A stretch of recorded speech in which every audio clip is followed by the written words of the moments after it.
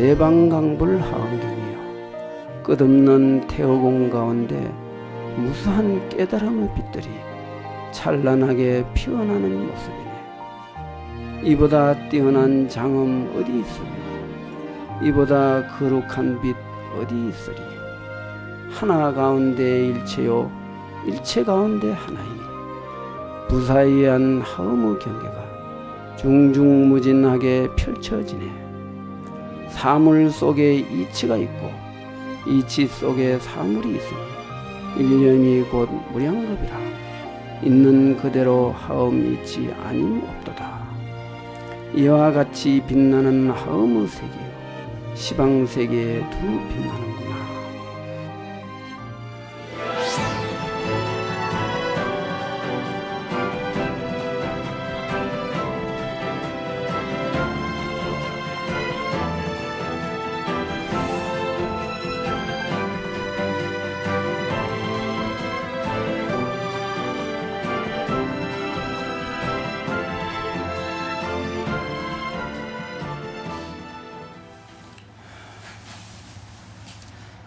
오늘은 하안경 제7번째 품 열의 명화품에 대한 요점 강서를 하겠습니다.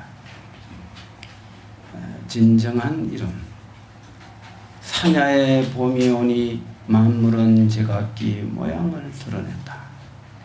모양 있고 모양 없고 움직임과 고요하며 다 함께 나타났다 사라지니 신통한 묘용은 청량할 수 없구나. 너는 나의 이후에 출몰하고 나는 너의 이에 몰출하니 이름이 많아도 다르지 않고 모양이 많아도 차별이 없다. 수많은 모습에 같은 뜻이여 열의 명호가 부사이하니 이것이 부처의 참모습이요 만법의 진정한 이름이라네. 이렇게 열의 명호품에 대한 요점을 시로 이렇게 읊어봤습니다. 여기 시 가운데 너는 나의 이에 출몰한다 했는데 여기서 너는 누구를 말하는 건가요? 잘 이해가 안 되죠? 아시는 분 있습니까? 여기서 너는 그 객을 말하는 거예요. 여기서 또 나는 주를 말해요. 주와 객을 말하는 거예요. 그러니까 주가 있으면 객이 있고 객이 있으면 주가 있는 거예요. 그러니까 주와 객이 이렇게 같은 이치로 나타났다가 사라진다 하는 이런 뜻입니다. 자, 그러면은 두 번째 열의 명호품의 대의. 이 하안경은 7처구의 39품이라고 하죠. 그리고 거기 건수로는 80건입니다. 그런데 보현행음품이 40화음에는 있는데 80화음에는 없어요. 그래서 보현행품은 하안경의 그 굉장히 중요한 실천적인 것과 원력이 있기 때문에 보현행품을 포함하면은 40품이 되는 거죠. 그리고 81건이 되는 거예요. 그래서 오늘은 그 이제 그 6품, 7품째가 되는데 7품부터는 이제 보현보살이 설주가 아니고 문수보살로 이제 바뀝니다. 문수보살이 이제 그 이 하안경에 대한 그 깊은 뜻을 강설하게 되는 거죠. 그래서 왜 이 열의 명호품에서는 문수보살이 등장했을까요? 그것은 바로 문수의 이제 지혜가 이제 여기서부터 이제 필요하기 때문이죠. 문수보살의 지혜로서 우주 만법의 이치를 설하게 되는 거죠.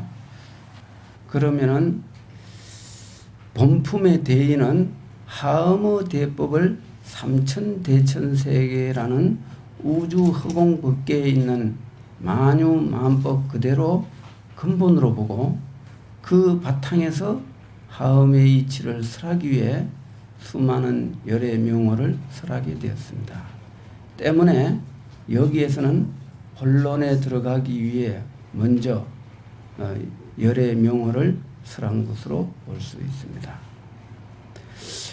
흔히 이제 우리가 불교를 이야기할 적에 진공요유라고 부르죠. 진공은 모든 법의 본질을 말하고 요유는 그 본질에서 일어나는 작용을 말하는 거죠. 이것을 우리가 바르게 잘 이해를 해야 돼요. 특히 이 함경을 이해하는 데는 이게 굉장히 필요한 거예요. 그럼 어째서 함경에서 진공묘유를 바로 이해하지 않으면 안 되느냐? 함경은 흔히 유심론이라고 하기 때문에 진공의 이치를 설한 것으로 이렇게 생각할 수가 있는데, 사실 그 마음이라는 그 어떤 불성자리, 청정법신 비로자나, 그래서 하은경에서는 비로자나라는 말을 많이 나옵니다. 비로자나 품도 있지 않습니까? 이 비로자나라는 것은 진공의 도리를 밝힌 것이에요. 그런데 이 유심론이라는 그 이 진공, 이 마음은 그렇게 많은 설명이 필요치 않아요. 그것은 그 자리는 어느 도단입니다. 말로써 그것을 설명할 수가 없어요. 말로 설명하면 거기에 바로 또 본질을 벗어나거든요. 그렇기 때문에 하은경은 그 진공의 도리에 입각한 무수한 그 작용의 이치를 많이 설하게 돼요. 그런데 작용을 설한다고 해서 그 작용이 진공을 벗어났느냐? 벗어나지는 않아요. 그래서 이 사가 무예가 되는 거예요. 이치 속에 사물이라고 해서 이치와 사물이 서로 이제 융합한다, 이제 이렇게 이해를 하는데, 여기에서도 약간의 오해가 있어요. 마치 이치와 사물이 따로따로 존재하는데 그게 호련히 섞여갖고 영통무예한다, 뭐 이렇게 이해를 많이 합니다. 그런데 그렇게 보면은 하은경의 본질을 완전히 벗어나는 거예요. 이치와 사리가 이렇게 서로 섞인다고 해서 그것이 둘이 어느덧 그 하나로 합쳐지는 그런 것이 아니라, 이거 잘 들어야 돼요. 이게 엄청나게 중요한 이야기입니다. 이치가 곧 사물이요, 사물이 곧 이치라는 거예요. 이걸 알아야 돼요. 반야신경에 색적 시공, 공적 시색 그렇지 않습니까? 그게 바로 이사무예를 말하는 거예요. 색이라는 것은 사물을 말하고, 공은 본질, 즉 진공을 말하거든요. 색이 곧 공이라 그랬지, 색이 공과 호련히 섞여갖고 하나의 이치를 이룬다, 이렇게 강의하는 사람이 있다면 그 사람은 아직 불교를 모르는 사람이에요. 이치를 바르게 깨뜨려 보면은 이치 속의 사물이라고 해서 이치와 사물이 따로따로 어떤 호련이 섞여갖고 이렇게 있는 것이 아니라, 색이 곧 공이에요. 색을 떠나서 공을 말하면 안 돼요. 사리를 떠나서 이치를 말하면 안 된다는 거죠. 이 굉장히 이 선적이에요. 여기서부터는 이제 선이 들어가는 거예요. 그렇게 이해를 해야 하은경을 이해할 수가 있어요. 안 그러면 하은경은 절대 이해 못합니다. 이해가 이제 좀 되죠? 네, 이제 좀 대충 되실 거예요. 왜냐하면 반야신경의 이치가 바로 환경이 이치하고 같기 때문에 그렇습니다.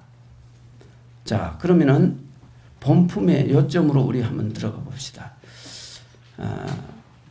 이때 세종께서 마갈타국에 있는 조용한 도량 가운데 진려 자리에 앉아 처음 정각을 이루시고 저 넓고 빛나는 궁전 가운데 있는 연화대에 앉으셨다.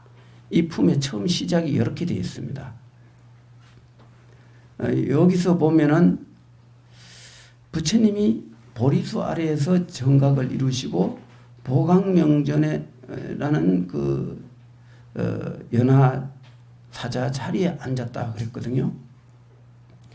흔히 보강명전 하면 이게 마치 무슨 그 대웅전, 대적강전 같이 그런 큰 뭐 궁전을 우리가 연상할 수가 있는데 이 하엄의 도리에서 보면은 그대로 있는 그대로가 하나의 궁전이에요.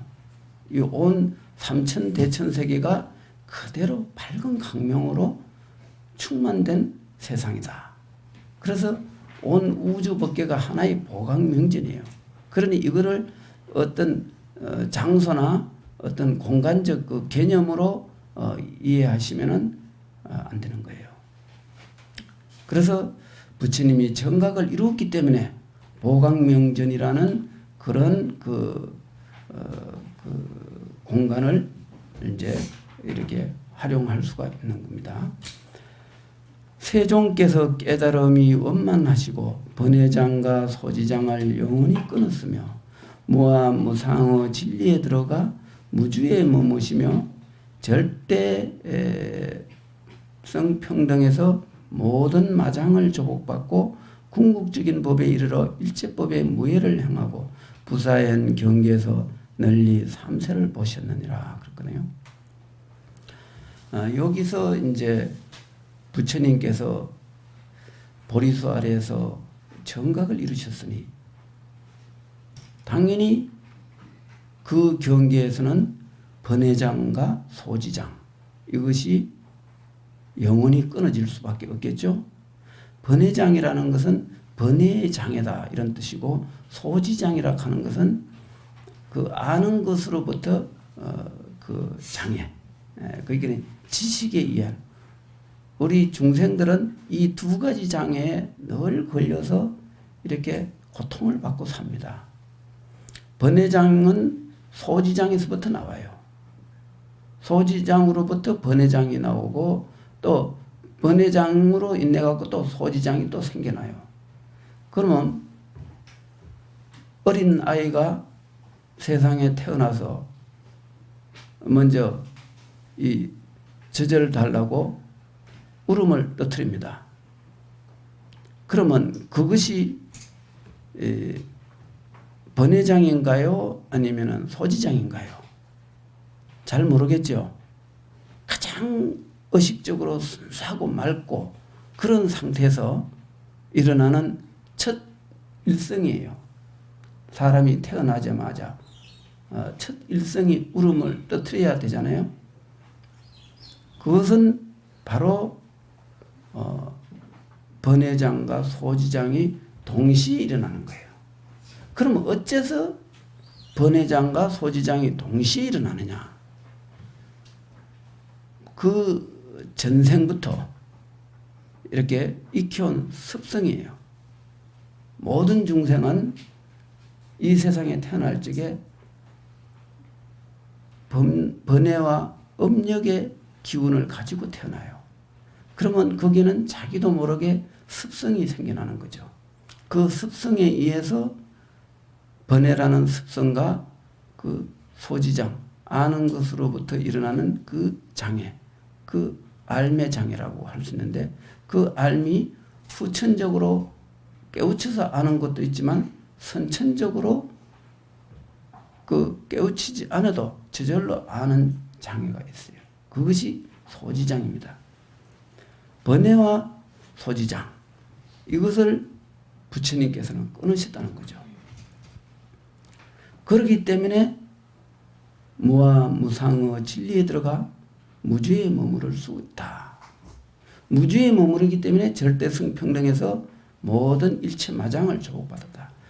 번외장과 소지장이 마장입니다. 그렇기 때문에 그걸 끊었으니 당연히 마장을 조국받고 일체법의 무예를 이루고 부사의한 경에서 널리 삼세를 보셨느니라.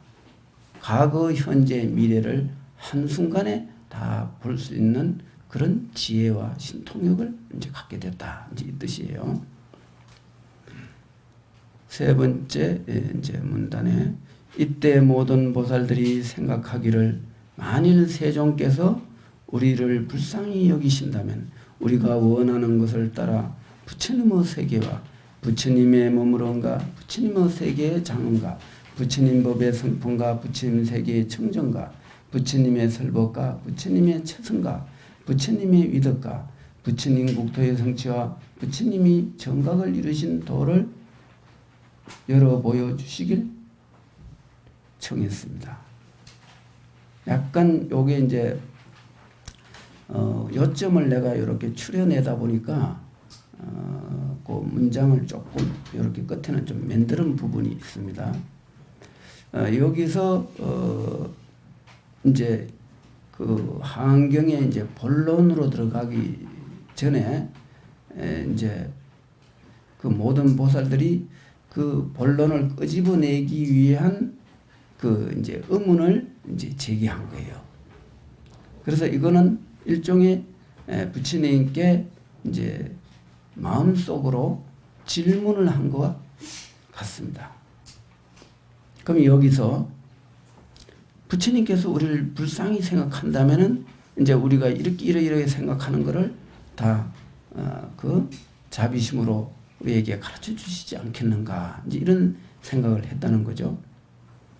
흔히 이제 사람들은 여기서 보면 부처님 세계와 부처님 머무신가, 부처님 세계의 장엄가, 부처님 법의 성품가, 부처님 법의 성품이 뭡니까?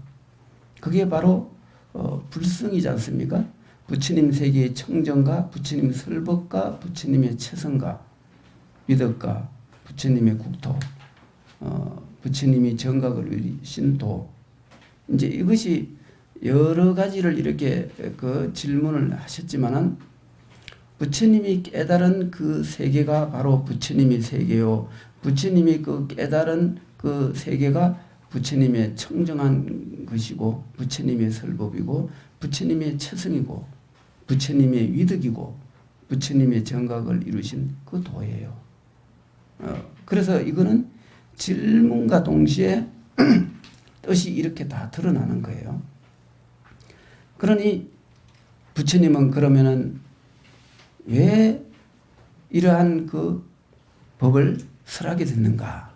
이제 네 번째 문단에 보시면은 모든 부처님은 일체 보살을 성취하게 위한 연고며 부처님이 종자를 끊어지지 않게 하기 위함이며 일체 중생을 구호하기 위하며 모든 중생들이 일체 번뇌에서 벗어나게 하기 위함이며 일체 모든 행을 이루게 하고자 함이며 모든 법을 연설하게 하기 위함이며 일체 더러움을 소멸하기 위함이며 일체 의심을 끊게 하기 위함이며 모든 욕망에서 벗어나기 위함이며 일체 애착을 소멸하기 위해 모든 보살의 십주, 십행, 십회양 등 여러 가지 수행 점차를 설하게 되었다. 이제 이렇게 설했습니다.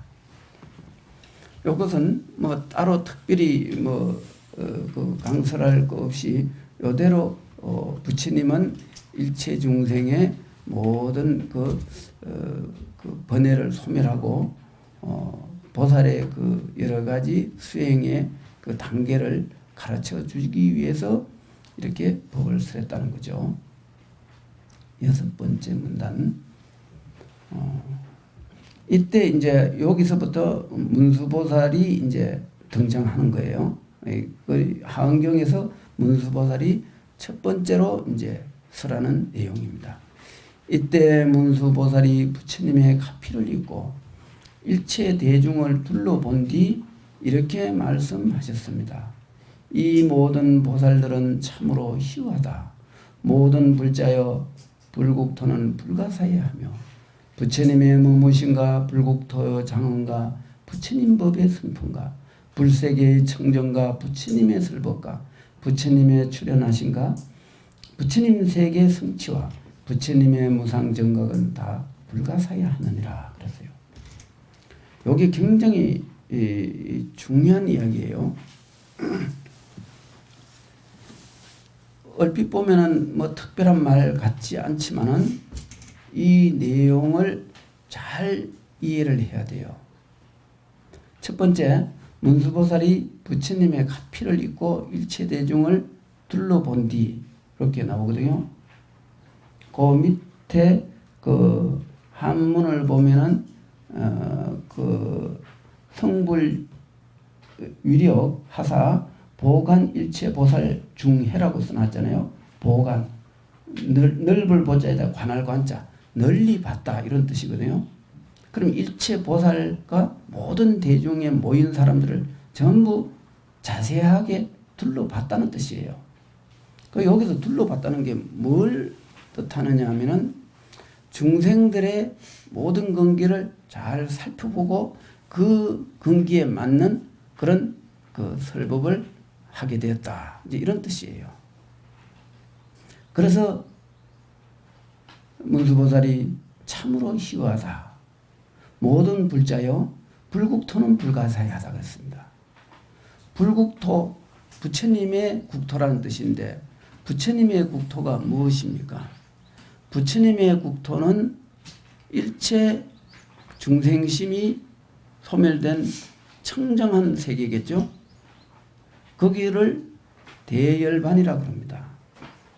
대열반의 세계, 모든 미혹이 끊어진 절대적 진리의 그 중도 불의의 어떤 세계라고 볼 수 있겠죠. 그러한 그 불국토는 미혹이 있는 중생들은 헤아리기 어렵죠. 그래서 불가사의하다 합니다. 그 다음에 부처님이 머무신가 불국토 장언가 부처님 법의 성품가 불세계 청정가 이렇게 부처님이 또 출현하시는 것과 부처님 세계의 성취와 부처님의 무상정각은 다 불가사의하느니라. 결국은 이것도 여러 가지 이렇게 불가사의한 점을 말씀을 했지만은 부처님의 무상정각은 불가사의하다라는 끝에 이 말 하나만 바로 보면 됩니다. 부처님의 깨달음의 세계, 그거를 누가 감히 이해를 하겠습니까?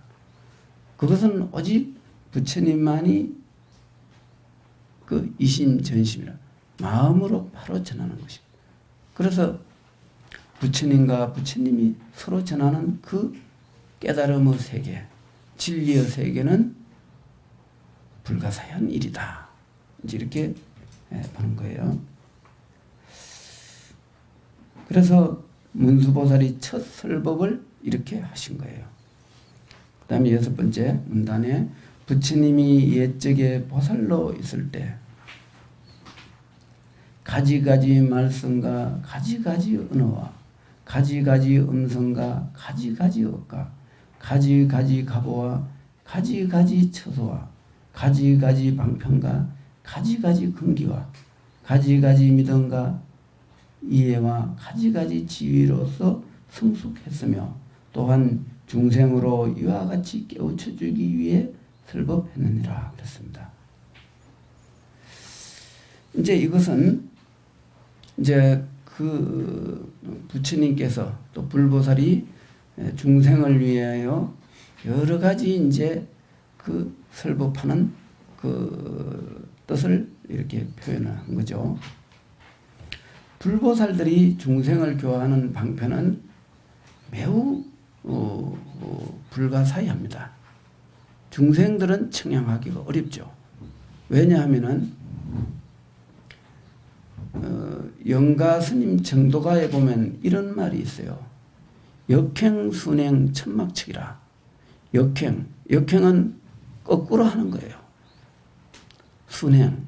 순행이라는 것은 순리적으로 행동하는 것, 순리적으로 교화를 하고, 여러 가지로 이렇게 그 성인들은 여러 가지 행동을 하는데 그 행동이 다 뜻이 있기 때문에 역행과 순행, 이것은 그 교화 방편에서 무예자제하기 때문에, 걸림이 없기 때문에 그것은 청량할 수가 없는 거예요. 그래서 우리 그 불자들이 간혹 절에서 기도를 하거나 또 여러 가지 그 이렇게 그 불교를 배우고 실행하는 데 있어서 역행을 만나면은 사람들은 혼란이 일어나요. 왜 이런 일이 있는가? 이걸 이해를 못할 수가 있습니다. 그런데 불보살의 경계에서는 얼마든지 중생을 위해서 그 고정관념을 그 타파하고 진리의 뜻을 드러내기 위해서 무예자제하게 설합니다. 세상에서는 순리가 있지만 도에는 순리라는 게 없어요. 모든 게 걸림이 없습니다. 왜냐하면 텅 빈 허공에는 동서남북이 없어요. 방위도 없고 또한 그 자리는 어떤 그 과거, 현재, 미래 시간도 없고 공간과 시간이 걸림이 없이 하나로 혼연히 하나가 되어서 걸림이 없는데 거기에 순과 역은 따로 존재하지 않아요. 순이 곧 역이요, 역이 곧 순이 되어버려요. 순과 역을 구별할 수가 없는 거예요. 중생은 구별이 되지만은 도에 입각해서는 구별이 안 됩니다. 이와 같이 걸림없는 이치를 불보살들은 중생을 위해서 가르치고 있어요. 그렇다면은 우리 불자들은 중생의 견해로 불보살의 그런 걸 판단해서는 안 된다는 거죠. 그러면 이치에 안 맞아요. 그래서 우리는 예를 들어 우리 불자들이 기도를 많이 하지 않습니까? 절에 와서 기도를 많이 하는데 그 기도가 어떤 형태로 불보살의 그 가피가 전개되는지 중생들은 측량할 수가 없어요. 왜냐하면 그것은 불보살의 경계에서 중생들에게 가장 완전한 그 길을 열어 보여주는 것이기 때문에 우리들이 그것을 판단해서는 안 된다는 거죠. 그러면 우리들은 뭐 어떻게 해야 되느냐? 그냥 현재 하는 행동을 있는 그대로 받아들이고 열심히 정진하고 주어진 이치대로 잘 실천하면 돼요. 그 결과에 대해서 선과 악은 논하지 말아야 된다는 거죠. 어떤 결과가 있더라도 그 결과는 최선의 결과예요. 좋고 나쁜 것은 우리들 분별 속에서만 존재해요. 그 본체에 들어간다면은 좋은 것 속에 좋지 않음이 있고 좋지 않은 것 같아도 그것이 좋은 것이에요. 좋고 나쁨은 따로 존재하는 게 아니고 우리가 그것을 인식하는 순간 그것은 존재하고 인식하지 않고 그것을 그대로 이치로 받아들일 적에는 그것은 하나의 자연이요 도가 되는 거예요. 그럴 적에 모든 것을 초월할 수 있는 지혜가 나오고 또 거기서 모든 고통을 초월할 수 있는 절대적 자유가 있습니다. 그래서 우리가 이렇게 하안경을 배우는 것도 그러한 모든 그 어리석음의 세계에서 벗어난 진정한 그 진리를 얻기 위함인 거죠. 그렇다면은 이제 이 하안경 열의 명호품, 부처님의 명호다 이런 뜻이지 않습니까? 그러면 열의 명호를 우리는 어떻게 이해를 하는가요? 부처님 명호가 석가모니불, 아미타불, 미륵불, 약사열애불 이렇게 부르는 명호를 말하는 건가요? 아니면은 또 다른 뜻이 있는가요? 그걸 알아야 돼요. 여기서 이 열의 명호품에는 부처님의 수많은 명호가 이제 본문에는 많이 나옵니다. 이 많은 그 부처님의 명호를 우리가 잘 이해를 해야 돼요. 부처님의 명호는 일체가 다 부처님의 명호를 벗어나질 않아요. 일체 만법이 다 부처님의 명호 안에 들어갑니다. 그래서 삼라만상 일체 만물 만법이 다 부처의 모습이요 부처의 명호가 되는 거예요. 하안경에서는 그렇게 가르쳐요. 그런데 이 열의 명호품의 뜻을 보면은 그렇게 이해를 해야만이 된다는 거죠. 일체 만법이 다 열의 명호다. 이렇게 이해를 하시면 이제 되는 거예요. 그렇다면은 우리는 이 열의 명호품을 통해서 우리가 현실 속에서 어떻게 살아가야 되는 건가? 이제 이걸 생각해 봐야 되겠죠. 부처님의 가르침이 우리의 실생활에 어떤 깨우침이 있어야 되고 지혜가 되어서 삶의 문제를 해결할 수 있는 그런 그 깨우침이 있어야 되는 거죠. 단지 부처님 가르침이 우리들 삶의 지식으로만 전달되고 그것이 아무런 어떤 나 자신의 어떤 지혜 변화를 주지 못한다면은 그는 그 경을 배우는 바람이 반감되는 거예요. 그러면 여기 본품에서 우리가 깨우쳐야 하는 것은 바로 여기 부처님의 명호 속에서 일체 만법이 구족됐다는 것을 알고 우리는 거기에 어떤 현상에서도 흔들리지 않는 그런 청정한 마음을 가져야 돼요. 여기서 말하는 청정은 더러움에 반대되는 청정이 아니라 본래적 청정을 깨우쳐야 돼요. 본래적 청정. 그 본래 청정을 우리가 불성이라고 그럽니다. 있는 그대로의 어떤 상을 두지 않고 그 어떤 현상에도 머무르지 않는 마음. 이러한 그 본질적 그 마음을 의지해서 현실의 여러 가지 일어나는 현상에 걸리지 않아야 되는 거죠. 우리는 어떻습니까? 더우면 더운데 걸리고 추우면 추운데 걸리죠. 이 걸림이 모든 문제가 되는 거예요. 우리는 부처님의 가르침을 통해서 마음의 자유를 얻어야 돼요. 그것이 부처님 경전을 배우는 공덕입니다.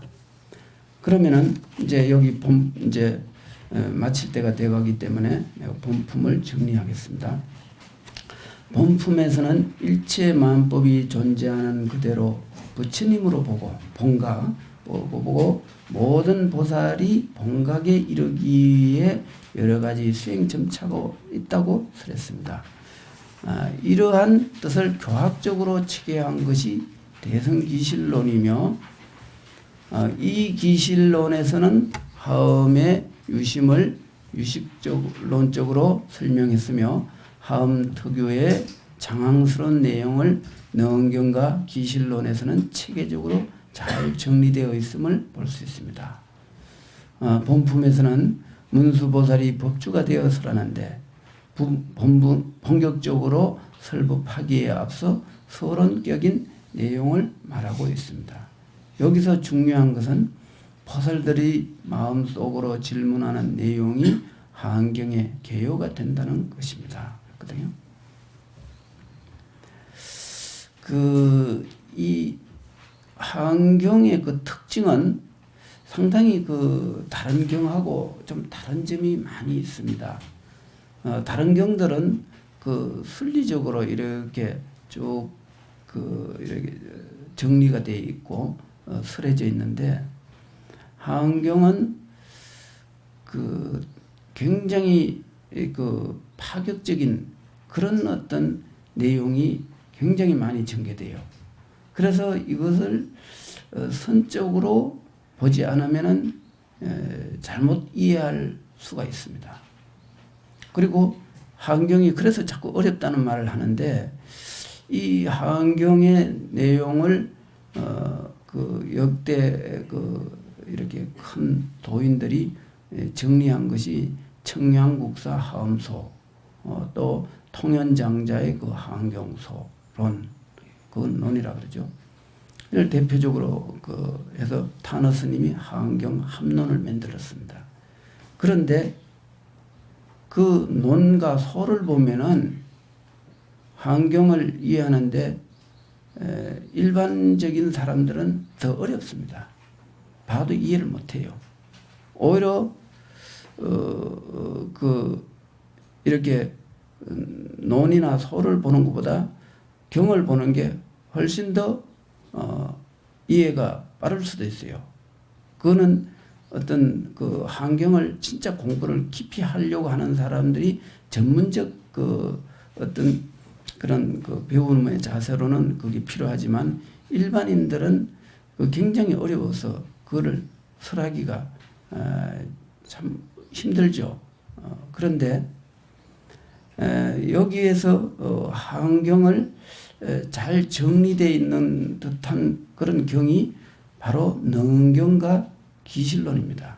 능경과 기실론을 보면은 하한경의 그 체계를 이렇게 엿볼 수가 있습니다.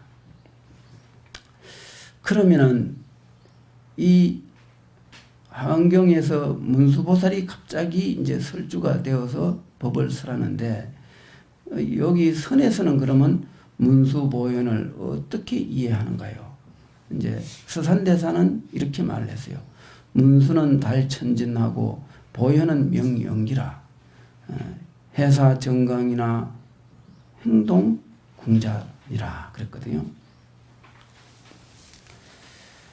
이 문수보살은 천진을 통달했다 그랬는데, 문수보살이 천진을 통달했다는 것은 바로 모든 법의 그 근본을 꿰뚫어 봤다, 이런 뜻이 되는 거죠. 그래서 그 문수는 지혜를 상정하고 보현은 명연기라 그러고 연기를 밝혔다 그랬거든요. 연기는 뭡니까? 작용이에요. 진공묘유라는 말이 있잖아요. 진공이 바로 문수가 깨달은 도리고, 그 깨달은 도리를 실천하는 것이 바로 연기를 밝히는 이치예요. 그래서 보현행이라고 그러죠. 보현보살의 행이다. 그래서 마치 지혜는 전깃불처럼 번쩍이고, 행동은 궁자가 그 궁자처럼 행한다. 행하는 것은 마치 궁자와 같다 그랬는데, 그럼 궁자가 뭐냐면은 가난한 사람이 이 밥을 먹고 행동하려면은 어떻게 해야 돼요? 본인이 직접 다 해야지 남을 시킬 수가 없잖아요. 모든 건 직접 실천하지 않으면 밥 한 그릇도 먹기가 어려운 거예요. 그처럼 실천을 강조한 거죠. 그렇다면은 이 선에서 어떻게 이 문수의 그 지혜, 그 부처의 그 본래 뜻을 이해를 하는가 하는 것을 마조 스님이 제자가 백장 스님이라는 분이 있습니다. 백장 스님이 그 마조 스님한테 이렇게 물었어요. 부처님의 본래 뜻이 무엇입니까? 이렇게 물으니까 마조 스님이 너의 목숨을 버린 곳이다 그랬거든요. 우리가 흔히 이제 몸과 목숨을 버린 곳이다 하면은 어떻게 이해하겠습니까? 부처님의 본래 뜻이 무엇입니까? 했는데 몸과 목숨을 버린 곳이다 그랬거든요. 그것은 뭐냐 하면은 바로 아인 사상을 다 놓아버린 곳이라는 거죠.